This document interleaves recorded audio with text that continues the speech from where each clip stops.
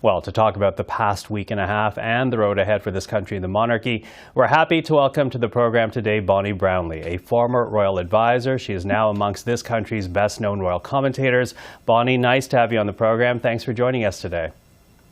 Oh, thank you for having me, and congratulations to you, Michael.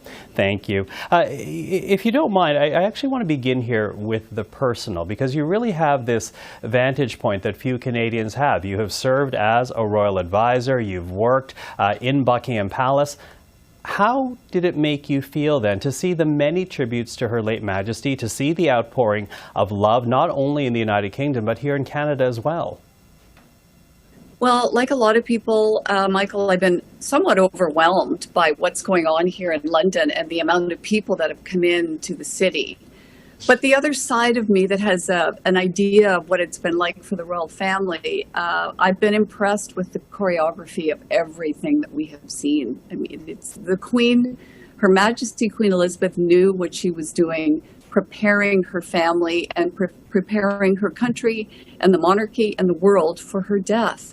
So what we have seen has been extraordinary in terms of the pomp and pageantry, but also the politics of it all, because they may be the monarchy and not allowed to say too much in public, but believe me, there's a lot of politics behind this, just in terms of messaging and branding and how the royal family has put themselves out front for the past 12 days.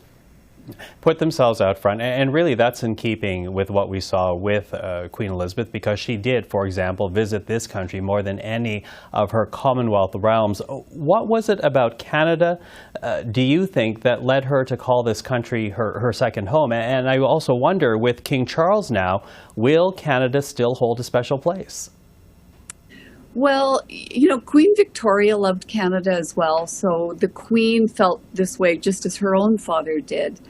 And she could relate to Canada, the parliamentary system, and she also thought that Canada was a progressive country over the last 70 years, that she saw a lot of changes, and she sort of welcomed the advice that she took from Canadians, that she had many friends, including a couple of our former prime ministers. So there was always this, she was drawn to Canada because of all the countries in the Commonwealth, she actually thought it was a model of a country that the rest of the world could take some lessons from as well. Mm-hmm. And yet, despite this love and this admiration from the Queen, there was, as you know, a poll that just came out a few days ago. It was from Ipsos.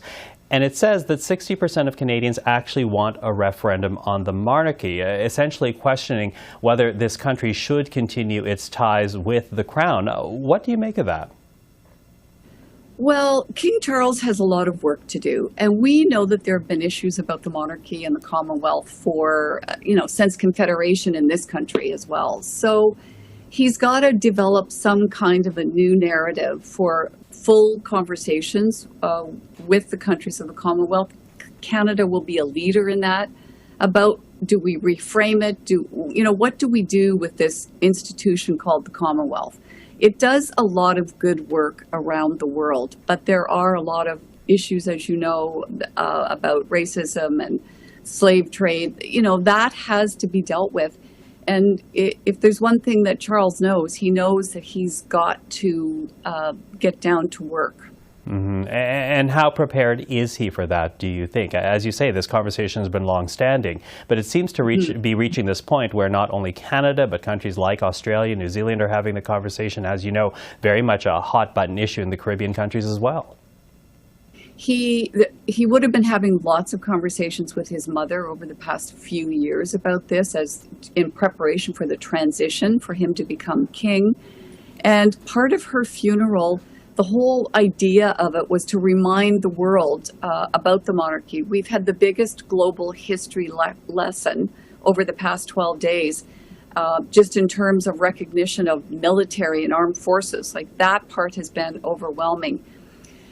Politically, his first 100 days will be critically important to him. He needs to prepare himself. He needs to surround himself with really good advisors and strong people.